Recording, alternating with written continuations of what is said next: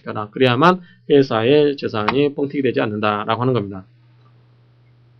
자, 이번에는 이제 준비금인데요. 회사의 준비금은 뭐냐면, 자, 여러분들이 가게를 운영한다고 생각합시다. 여러분들이 이제 가게를 운영을 해요. 새롭게 하나 이제 정년퇴직하시고 이렇게 가게를 운영하는데, 장사가 항상 잘 될까요? 장사가 안 될 때도 있습니다. 장사가 안 될 때도 있습니다. 그러면 이렇게 장사가 안 될 때, 예컨대 부동산 사무실에 들면 장사가 안 될 때를 가정해서, 자, 이만큼을 벌었습니다. 이번 달에. 이걸 다 가져가는 게 아니고, 요 부분을 가져가고, 요 부분은 놔둡니다. 나중에 장사가 안 됐을 때 들어가는 비용들이 있죠. 뭐가 있죠? 뭐, 가게세 돈 줘야 되고, 뭐, 식비, 그 다음에 관리비, 이런 거 다 줘야 되기 때문에 손님이 없어도 이런 경우 줘야 되잖아요. 그래서 이런 거를 미연에 방지하기 위해서 이렇게 일정 부분을, 적립해 두는 겁니다. 그래서, 가게에서 예컨대 수익이 1000만원이 났다 할 때 이거를 800만원만 가져가고, 200만원은 어떻게 한다? 회사에다 유보해 둔다. 이게 뭐다? 준비금이다. 근데 준비금에도 두 가지가 있습니다. 어떤 준비금이냐면, 자, 준비금에는 법정 준비금이 있습니다. 법정 준비금이 있고, 자, 임의 준비금이 있습니다. 말 그대로 법정 준비금 뭐죠? 법에서 정해놓은 준비금. 따라서 반드시 해야 된다, 안 해야 된다? 반드시 해야 된다. 자, 임의 준비금은 할 수도 있고 안 할 수도 있고 마음대로 마음입니다. 마음. 따라서 여기서 이익이 1000만원 났을 때 법정 준비금, 우리 같은 상법에 보면, 자, 법정 준비금은 어떻게 하냐면, 법정 준비금에도 이익잉여금이 있습니다. 이익잉여금이 있고 자본 준비금이 있는데, 이익잉여금은 어떻게 하냐면 배당한 금액 중에 10분의 1 이상을 반드시 이익잉여금으로 적립하도록 하고 있습니다. 언제까지? 자본금의 2분의 1에 달할 때까지. 그래서 여러분들이 회사의 창업비용을 예컨대 이 비용이 처음에 창업비용이 1억이 들었다. 그러면 매 년도에 결산할 때마다 이것을 이익이 예컨대 1000만원이 남았다. 올해. 그러면 1000만원 중에서 얼마? 10분의 1 이상을, 따라서 100만원이죠. 100만원. 100만원 이상은 항상 뭐 해야 된다?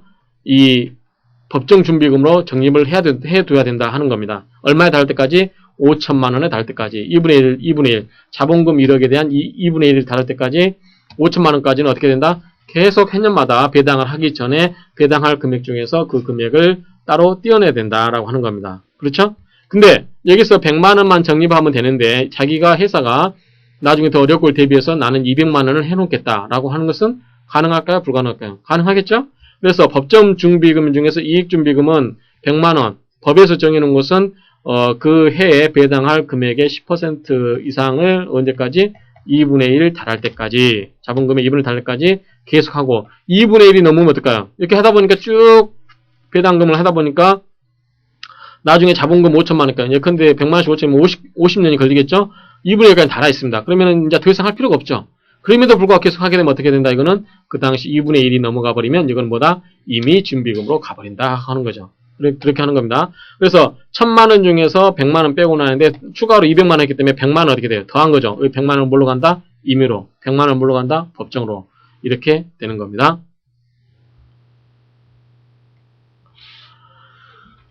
그래서 이 법정 준비금에는 이익 준비금하고 있고 자본 준비금 두 가지가 있다라고 하는 점 이해를 하시면 됩니다. 나중에 종합적 정리를 한번 해드리겠습니다. 그래서 이제 법정 준비라는 것은 법률에 의해서 적립이 강제되고 주주에게 이익 배당이 불가능하다. 주주에게 이익 배당으로 줄 수 없다고 하는 겁니다. 다만 자본 전임에 의한 무상증자에 의한 이익의 환원은 가능하다. 요거는 뒷부분에서 나오기 때문에 그때 설명을 드리도록 하겠습니다. 자, 법정 준비금 중에는 이제 자 크게 나누면 임의 준비금이 있고 법정 준비금이 있다. 법정 준비금에는 다시 이익 준비금이 있고 자본 준비금이 있다. 이렇게 기억을 하시기 바랍니다. 자, 이익 준비금은 방금 설명드린 것처럼 매 결산기 이익에서 이익 배당액의 10분의 1 이상을 언제까지? 자본금의 2분의 1 달할 때까지 적립을 하고 2분의 1을 초과하는 것은 뭐다? 임의 준비금이 된다라고 말씀을 드렸습니다.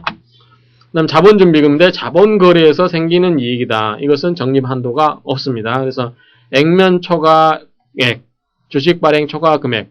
자, 요거는 제가 지난 시간에 설명을 드렸습니다. 예컨대 이 부분하고도 마찬가지입니다. 자본 전입에 의한 무상증자에 의한 이익 환원은 가능하다. 자, 무슨 말이냐면 자, 요거과 같이 곁들여서 설명을 드리는 겁니다. 자, 회사가 배당을 해야 되는데, 자, 요게 자본금이다. 자본금인데, 배당을 해야 되는데, 현재, 이 주식의 가격은 10,000원짜리입니다. 시중에서 10,000원인데, 자, 배당을 하려고 하는데, 한 주당, 장사를 너무 잘해가지고, 한 주당 얼마씩 배당이냐면, 10,000원씩의 배당을 하게 되었습니다. 그럴 경우에, 자, 배당이라는 것은 이익이 있을 때 하는 거죠. 일때, 이익 배당은, 자, 배당은 크게 뭐가 있다? 이익 배당은 현금 배당하고 주식 배당이 있다라고 했습니다. 그럼 주식 배당하고 현금 배당하고 회사가 마음대로 하느냐? 그렇지 않고 이 현금 배당을 일정액 이상 하도록 하고 있습니다. 무슨 소리냐면 상법은 주식으로 배당할 수 있는 것은 뭐까지만 전체 배당 가능한 금액의 2분의 1까지만 주식으로 배당하고 나머지는 뭘로 해라? 맥시멈 2분의 1까지만 하고 나머지는 뭘로 해라? 현금으로 줘라 하는 겁니다. 그러면 자, 한 주가 10,000원이기 때문에 이거를 쪼갭니다. 왜냐면 한 주가 액면가가 5,000원이라고 가정했을 때, 자, 5,000원, 액면가 이상으로만 발행하는 거죠. 액면가 이하로 발행하면 된다, 안 된다? 안 된다. 예외적으로만 인정이 된다라고 했습니다. 그러면 자, 5,000원, 5,000원 쪼갭니다, 이렇게. 자, 이거는 주식 한 주죠. 한 주를 발행해가지고 이걸 어떻게 한다? 주주한테 줍니다. 자, 5,000원도 주주한테 줍니다. 그러면 주주는 어떻게 받을까요? 주식 한 주를 갖고 있는데, 자, 5,000원은 현금으로 받았습니다. 자, 5,000원은 현금으로 받지 않고 주식 한 주로 받았습니다. 그러면 5,000원 어디에 남을까요? 이거는 회사에 남아있죠. 회사에 남아있죠? 그래서, 자, 이 회사에 남았는데, 이거를 회사가 계속 준비금을 놔두냐? 그건 아니고, 주식을 발행해주면 주식을 발행했으면 뭐가 생긴다? 자본금이 증가된다. 그렇죠? 자본금이 증가라는 걸 하는 것은, 우리가 자본이 뭐죠? 주식 한 주 주식 액면가 곱하기 발행 주식 총수였잖아요. 그래서, 새로운 주식을 발행하기 때문에 뭐가 된다? 자본이 증가된다. 따라서, 이 이익배당으로 나갈 5,000원에 모아진 돈이 뭘로 간다? 자본으로 간다라고 하는 겁니다. 그러면 이게 자, 이 주주 입장에서는 이거를 자기가 단지 주식을 갖고 있음으로써 이 주식 한 주를 받기 위해서 5,000원을 지급한 게 아니고 자기가 이익배당 받을 금액 5,000원을 가지고 한 주를 받은 거죠. 뭘로 받았다? 무상으로 받았다. 그러면 이게 무상으로 된 거죠. 이게 뭐냐면 이게 무상증자라고 하는 겁니다. 그러면 무상으로 받으면서 5,000원은 뭘로 됐다? 자본으로 갔다. 그래서 자본이 어떻게 됐다? 증대되었다. 그래서 증자, 무상으로 받은 증자죠. 그래서 이런 경우가 여기에 해당된다고 생각하시면 됩니다. 감자 차입금. 감자가 뭐죠? 자본을 줄이는 거. 자, 자본을 줄이는 것은 지난 시간에 한 주를 줄이는 액면가를 줄이는 방법과 주식 수량을 줄이는 방법이 있다라고 설명을 드렸습니다. 그 표를 보시면서 한번 더 정리를 해주시고요. 자, 감자 차입금이라는 것은 회사가 자본을 감소시켰는데 감소시키는 과정에서 돈이 남았어요. 그럼 어떻게 그거는 자본준비금에 넣어놔라라고 하는 겁니다. 그 다음에 합병. 합병이라는 것은 자, A라는 회사가 B라는 회사와 합병하면서 어찌된 영문인지 여기에서 합병하면서 돈이 좀 남았습니다. 합병에 하면서 돈이 남은 경우 이 돈도 뭘로 해라? 회사의 자본준비금에다가 싸놔라 하는 겁니다. 합병잉여금, 분할잉여금 다 마찬가지입니다. 이런 경우에 다 내용은 동일합니다. 그래서 결론은 뭐냐면 쉽게 이야기해서 어떠한 자본 이전, 예컨대 합병이 됐던 신주를 발행했던 그 액면처가 발행 그런 경우죠. 그 다음에 자본을 감소시켰다든지 어떤 가지 자본 거래와 관련해가지고 이익이 났다. 어딘가 모르게 이익이 났다. 그 이익은 어떻게 된다? 자본준비금에다 적립을 해라 하는 겁니다. 분할 차입금도 마찬가지입니다. 회사가 분할하는 경우. 자, 합병은 이렇게 두 개가 합치는 거고, 분할은 이렇게 합쳐진 게 어떻게 된다? 이렇게 쪼개지는 거죠. 분할. 이거 부분은 다음 주에 자세히 배울 것입니다. 그 다음에 주식교환. 주식교환과 주식이전 차입금. 이것도 주식교환이 뭐고 주식이전이 뭔지는 여러분들이 다음 시간에 배우게 될 겁니다. 그래서, 쉽게 이야기해서 이제 간단하게 여러분들이 다음 시간을 대비해서 개념만 이해를 하시기 바랍니다. 자, 주식교환이 뭐냐면, 자, A라는 회사가 있습니다. 그 다음에 B라는 회사도 있습니다. 자, B라는 회사가 A 회사의 자회사가 되고 싶어요. 100% 자회사. 그러면, 이 B 회사의 주주들이 있을 겁니다. 이 주주들이 갖고 있는 주식은 어떤 주식 갖고 있죠? B 회사의 주식을 갖고 있죠. 그렇죠? 근데 여기에 갖고 있는 주식을 어떻게 된다? 전부 A한테 줘버립니다. A한테 주고 A는 어떻게 된다? A의 주식을 발행해 줍니다. 여기다가. 우리 사람들한테 똑같이. 비율대로. 예컨대 두 주고 여기 한 주면 이 두 주에 한 주씩 해서 이렇게 전부 주식을 발행해 줍니다. 신주를. 그러면 자, 이 B 회사의 주주들은 누구의 주주가 됐죠? A 회사의 주주가 된 겁니다. 그래서 B회사는 A회사의 자회사가 되는 거고요. 그 다음에 주식 이전은 뭐냐면, 자, 이렇게, 하나는, 자, 주식 교환은 하나가 있고, 이렇게 가는 건 기존의 두 회사 중에 하나로 가는 거지만, 자, 주식 이전은 뭐냐면, 이렇게 새로 가는 겁니다. 그래서 요거 없어지고, 요거 없어지는 거죠. 요게 자회사로 되는 거죠. 자, 가면서 새로운 회사를 만듭니다. 그래서 이 A, B, C가 있을 때, 자, 이 A의 주주와 B 회사의 주주들은 누구의 주식을 받는다? C의 회사의 주식을 받는다. 그 대신 A 주식과 B 주식은 어디다 넘겨준다? C한테 넘겨준다. 그래서 C가 주식을 갖고 있고, C 회사는 이 비율대로 A 회사와 B 회사의 주주에게 자기 회사의 주식을 넘기는 거. 그래서, 자, 이거는 뭐죠? 신설이 되는 거죠. 아까 이 교환은 뭐죠? 가는 거죠. 이건 뭐다? 전속된, 하나가 전속하고 있는 거죠. 회사가 없어지지 않고 하나가 전속하고 있는 회사가 그 밑으로 가는 거고, 새로운 회사를 만들어서 가는 것이 뭐다? 주식 이전. 주식 교환은 기존에 전속하는 회사의 밑으로 자회사로 간다라고 개념을 정리하시면 되겠습니다. 그 다음에 법정 준비금의 용도는, 자, 이거 법정 준비금 뭐죠? 회사에서 법으로 정해놓은 준비이기 때문에 이거를 마음대로 뺏어 쓰면 된다, 안 된다? 빼먹으면 안 된다. 빼먹으면 안 되고 뭐 해야 한다? 반드시 자본과 관련된 것만 쓸 수 있다. 자, 자본의 결선 정보. 자, 여러분들이 아마 주식 거래를 하신 분들은 들어보셨을 텐데, 자본 잠식이다. 자, 이렇게 됐습니다. 회사가 원래는 굉장히 튼실했습니다. 이렇게 자본 이만큼 있었어요. 이익 준비금도 이만큼, 자본 준비금도 이만큼 있었습니다. 자본 준비금, 이게 자본금.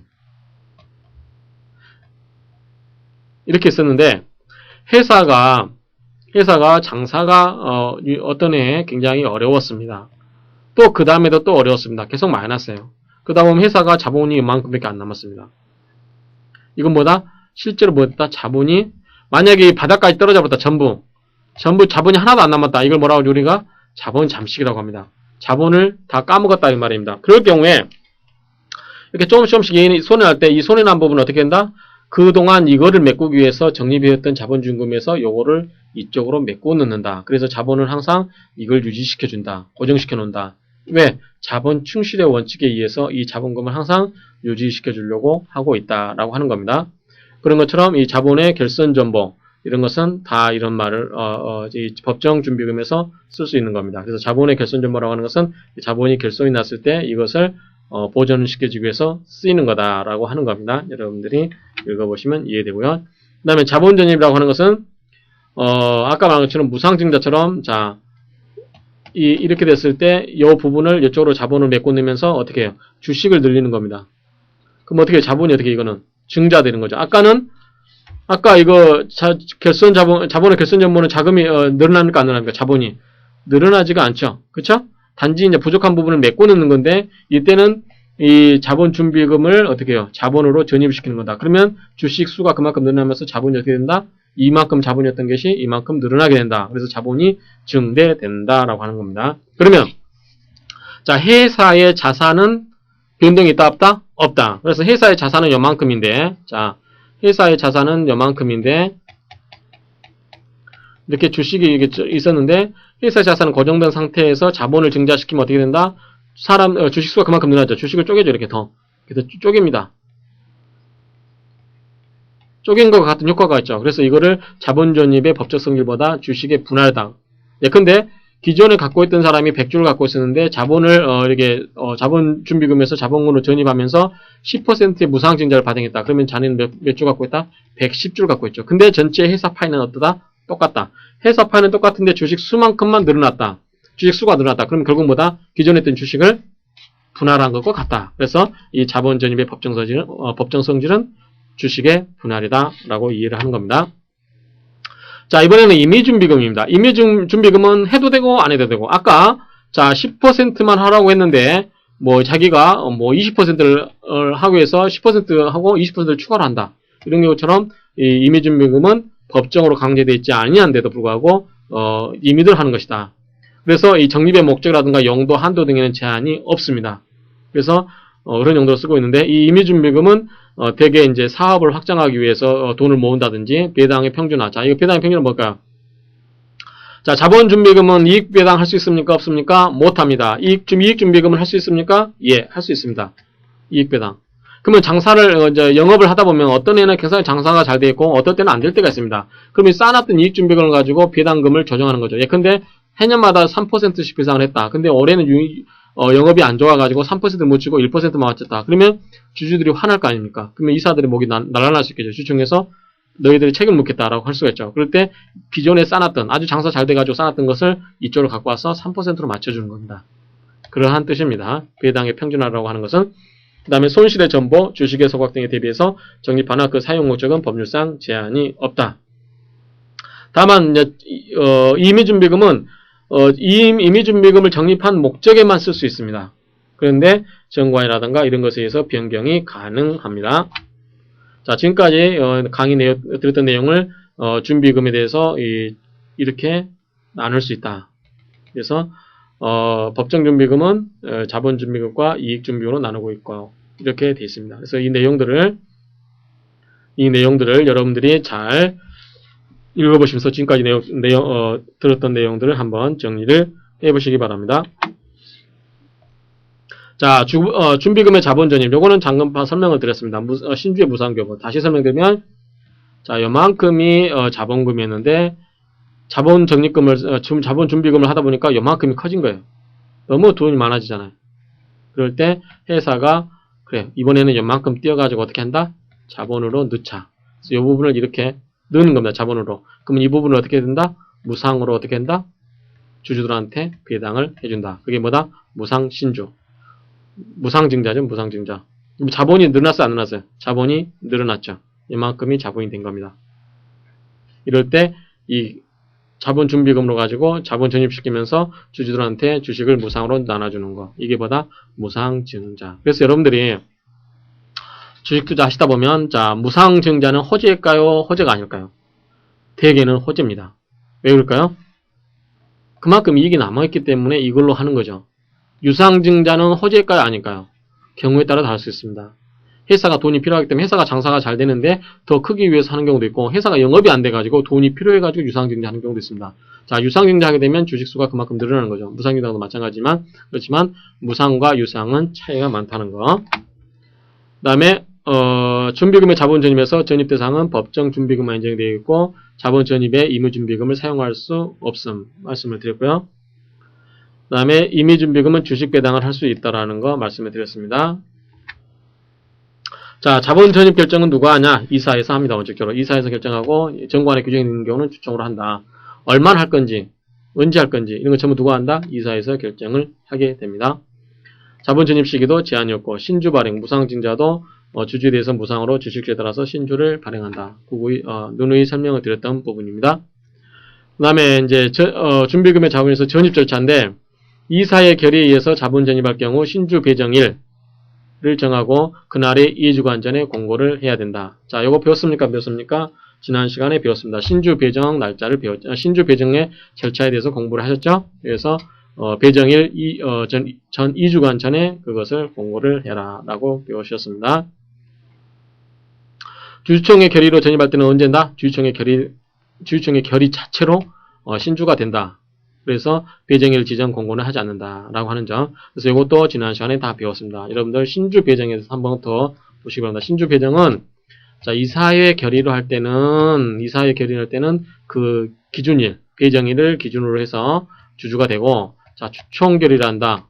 주총을 할 때는 그 주총일이 그 기준 날짜가 된다라고 하는 겁니다. 이건 이미 공부를 하셨기 때문에 넘어가도록 하겠습니다. 이것도 배웠습니다. 자, 신주. 그래서 효력 발생 시기는 언제냐? 신주가 되는 시기가 언제냐? 자, 주총 결의할 때는 결의가 있을 때, 이사 결의할 때는 신주 배정일에, 무상 신주 배정할 때는, 자, 무상으로 할 때는 자본 전입의 결과 자본이 증가한다고 그랬죠? 자본이 증가하고 증가액만큼 주주가 가진 주식수에 따라서 주식을 발행을 하게 해야 되고, 이 경우에 주주 전원에 대해서 평등하게 무상으로 신주를 배정한다. 단주는 어떻게 된다? 격리해서 처분해서 나눠준다라고 했습니다.